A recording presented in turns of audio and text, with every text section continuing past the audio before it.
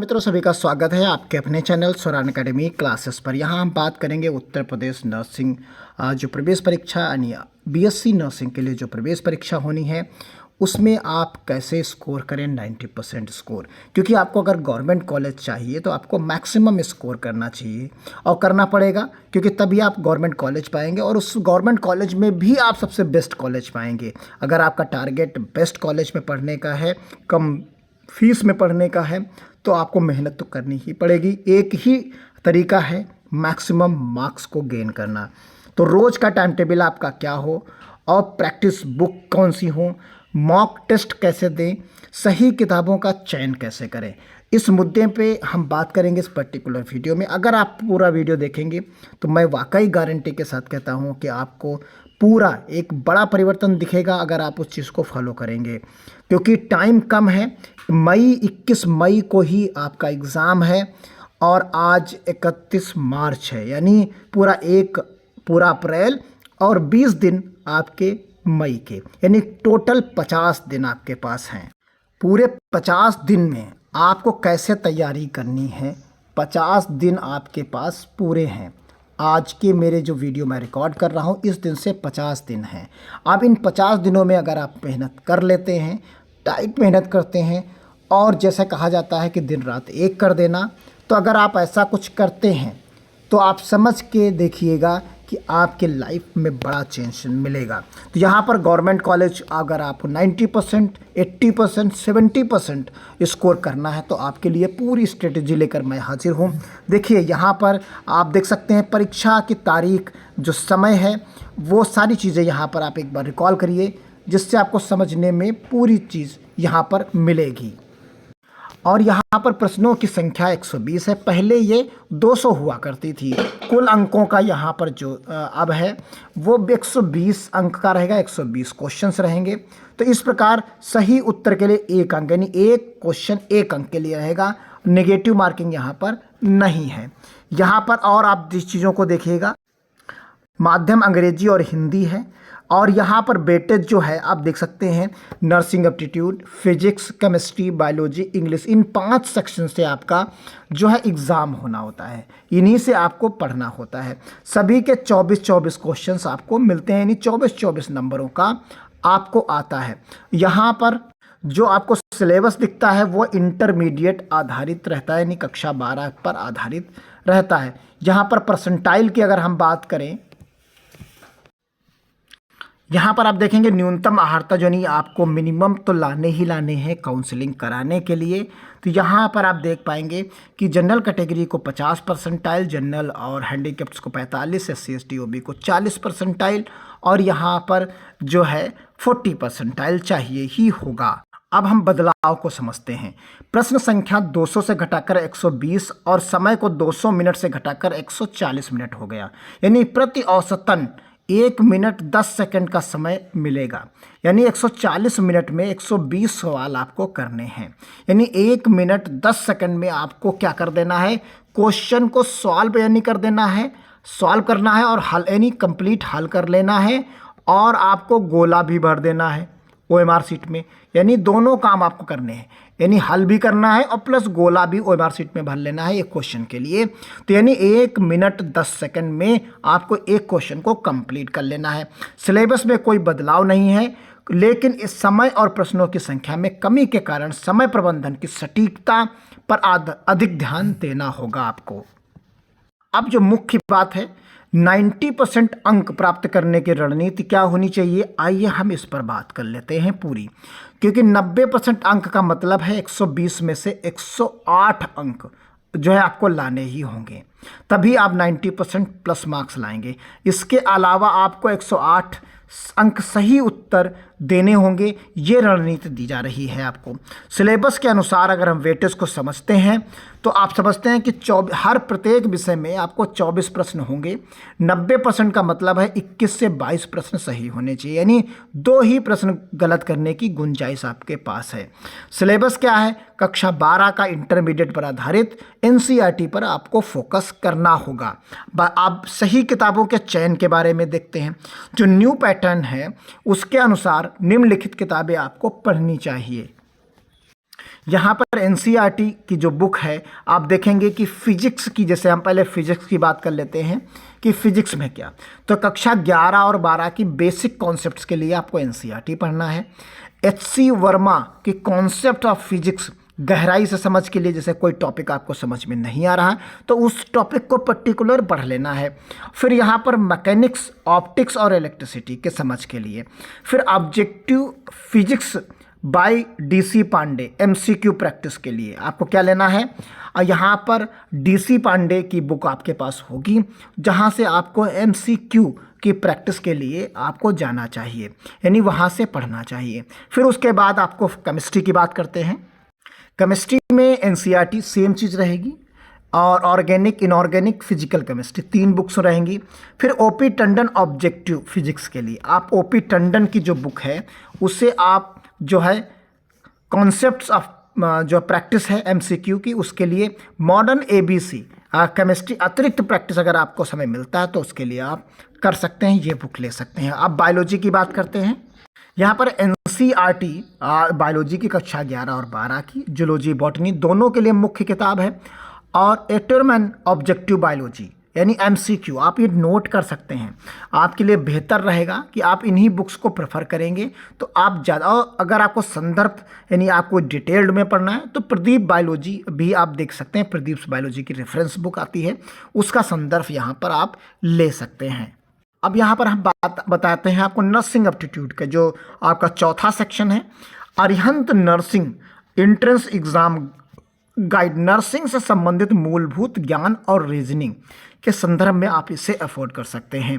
Test preparation BSc nursing 2022-25 by doctor Deepak Singh, UP CNET के लिए खास तौर पर तैयार, हिंदी में उपलब्ध है ये, तो यहाँ पर आप देख सकते हैं इसे।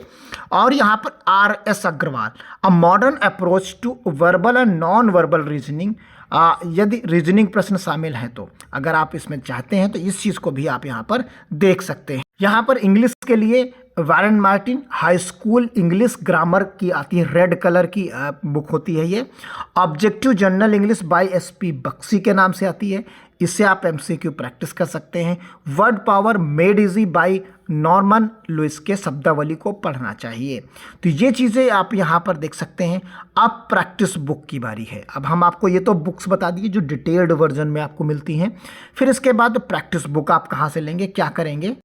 UP CNET BSc nursing entrance exam book Pooja publications, ये बुक एक बेहतर विकल्प के रूप में आपके साथ हो सकती है, आप चाहें तो इसे देख सकते हैं।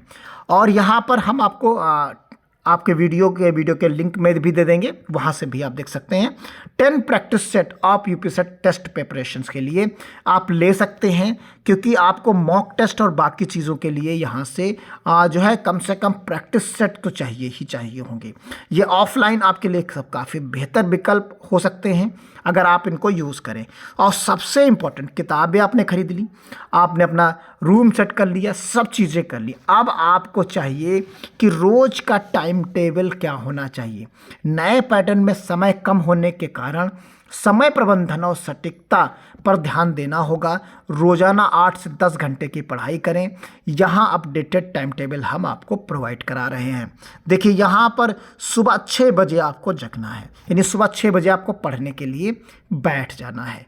अब आप समझिए, जब सुबह 6 बजे से 12 बजे तक आपका टाइम टेबल है, 6 से 7 बजे 1 घंटे आपको एनसीईआरटी पढ़ना है, टॉपिक बॉटनी या जूलॉजी में से, और 15 एमसीक्यू आपको सॉल्व करने हैं। फिर 7 से 8 आपको फिजिक्स पढ़ना है, 1 घंटा थ्योरी पढ़ना है, और 15 एमसीक्यू जो मैकेनिक्स या ऑप्टिक्स जैसे कोई टॉपिक्स आप ले सकते हैं, उनसे आप 15 क्वेश्चंस को पढ़ना है। फिर आपको करना क्या है, यहाँ बच जाता है 8, तो 8 बजे, 8 से 8:30 बजे आप नाश्ता करिए या जो भी कुछ रिफ्रेशमेंट लेना है वो ले लीजिए। फिर 8:30 बजे से फिर बैठ जाइए और 9:30 बजे तक आपको केमिस्ट्री और 15 क्वेश्चंस एमसीक्यू के सॉल्व करने हैं। इस प्रकार आप 3 घंटे पढ़ाई करेंगे और 45 एमसीक्यू भी आपको समाप्त हो जाएंगे, और वो भी पीसीबी ग्रुप से, यानी तीनों जो मुख्य सब्जेक्ट आपके हैं उनसे 15-15 क्वेश्चंस और एक एक टॉपिक आपका क्लियर हो जाएगा। रोज आप इसी तरीके के पैटर्न पर पढ़ते चलेंगे जब फिर यहाँ पर आप देखेंगे कि 9:30 बजे से, क्योंकि अब 9:30 बज चुका, 9:30 बजे से आप नर्सिंग बेसिक्स के पढ़ेंगे और 15 एमसीक्यू क्वेश्चंस को आप पढ़ेंगे यहाँ पर। फिर 10:30 से 11:30 बजे तक जो है इंग्लिश ग्रामर, और यहाँ पर भी आपको 15 क्वेश्चन एमसीक्यू के पढ़ने हैं। तो ये तो मॉर्निंग शिफ्ट आपकी हो गई। आप इतना टाइटली जब पढ़ेंगे तभी आप स्कोर अच्छा कर पाएंगे। अगर इसमें आप कहीं पर भी भटकेंगे तो आपके लिए समस्याएं और आपका स्कोर कम होता नजर आएगा। फिर आखिरी टाइम बचता जो आधा घंटा आपको देना है 12 बजे तक। तो जो पिछले दिनों में कमज़ोर टॉपिक्स आपको रहे उसकी समीक्षा आपने की है, जो उसको आइडेंटिफाई करना है आधा घंटा। तो यानी आपने सुबह 6 बजे शुरू किया था, बीच में आधे घंटे का लंच लिया और बज गया 12। तो इस तरीके से आपको यहाँ पर पढ़ाई करनी है। अगर आप 50 दिन लगातार पढ़ाई कर लेंगे तो निश्चित तौर पर आपके मार्क्स मैक्सिमम आएंगे। अब यहाँ पर आपको 12 बजे से 1 बजे तक आप फ्री हैं, ये आपको लंच कर लेना है, जो भी आपका टाइम है वो। अब 12 से 5 बजे का टाइम शेड्यूल समझिए। फिर 1 से 2 बजे तक बायोलॉजी, वही जो हमने पढ़ा उसको रिवीजन करना है, 20 एमसीक्यू सॉल्व करने हैं। और यहाँ पर 2 बजे से 3 बजे तक फिजिक्स पढ़ना है। फिर प्रॉब्लम सॉल्विंग यहाँ पर है, और यहाँ पर 20 एमसीक्यू। अब 15 की जगह पर दोपहर शिफ्ट में 20-20 क्वेश्चंस हम लेकर चलेंगे। फिर 3 बजे से 4 बजे केमिस्ट्री, और 4 से 5 मॉडल टेस्ट पेपर, आपको करीब 50 प्रश्न और 60 मिनट का समय प्रबंधन। इसमें आपको स्टॉप वॉच लगानी है, यानी 50 प्रश्न लेंगे और 60 मिनट आप लेंगे, केवल 1 घंटे, और इसमें किसी से कोई भी बात डिस्कशन नहीं होगा। और इसे मॉडल टेस्ट के रूप में आपको डेली एक पेपर सॉल्व करना है।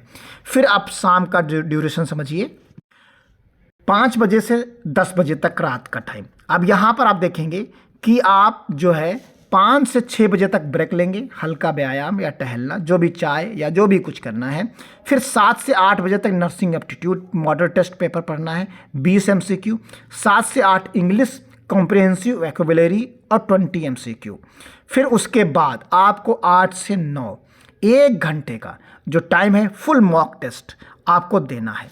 यहाँ पर आपको जो करीब टाइम ज़्यादा लेना है, फुल मॉक टेस्ट देना है 120 प्रश्न का, और यहाँ टाइम आपको बढ़ा लेना है अपने हिसाब से। जैसे मान लीजिए कम टाइम है तो सप्ताह में 2 बार में 3 बार में उतना करके आप 2 दिन में कंप्लीट कर सकते हैं, 3 दिन में कंप्लीट कर सकते हैं इसे। तो सप्ताह में 2 से 3 बार ये काम करना है। तो यानी पूरे हर रोज़ नहीं करना है, इसमें थोड़ा सा आप 2 दिन बाद 3 दिन बाद अल्टरनेट कर सकते हैं। और इसे हफ्ते भर में 1 पेपर मॉक टेस्ट जरूर सॉल्व कर लेना है। फिर 9 से 10 कमज़ोर टॉपिक्स पर समीक्षा करें जो दिन भर में समझ ना आए हों। आखिरी में ये चीज़ हो गई। अब यहाँ पर बच जाता है आपका 10 से 11। अगले दिन की प्लानिंग करें और सो जाएं, यानी आप 10 बजे या 10:30 बजे सो सकते हैं। फिर उसके बाद आपको सुबह 6 बजे फिर से जगना है। तो ये चीज़ें आपकी रहेंगी। यहाँ पर हर हफ्ते 2 से 3 फुल लेंथ के मॉक टेस्ट सॉल्व करने हैं। आप 2 से 3 नहीं कर पा रहे हैं तो 1 तो ज़रूर ही करना है, 1 से तो कम करना ही नहीं है। वैसे अगर आप 2 भी कर पाते हैं तो आपके लिए बहुत अच्छा रहेगा। कमज़ोर विषयों के लिए अतिरिक्त 2 घंटे 1 घंटे जरूर देना है। आप कुछ टिप्स आप समझ लीजिए।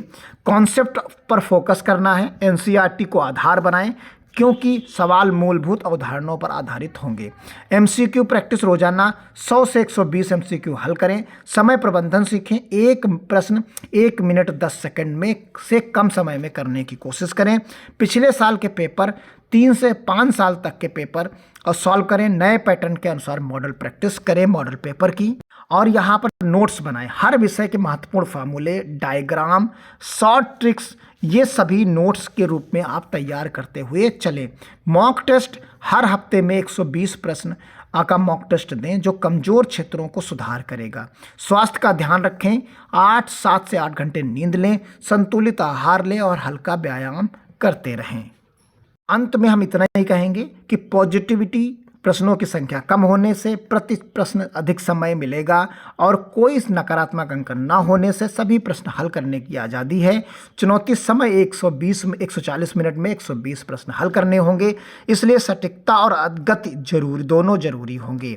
तो ये कुल मिलाकर आप इस तरीके से करेंगे। यदि कोई और आप सुझाव चाहते हैं तो कमेंट बॉक्स में ज़रूर बता सकते हैं।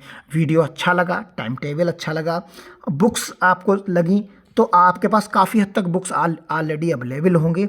बाकी तो दुनिया भर में बहुत कुछ है पढ़ने के लिए, लेकिन आप चीज़ों को सटीक करेंगे तो आप निश्चित तौर पर चीज़ें बेहतर कर पाएंगे। धन्यवाद। जय हिंद, जय भारत।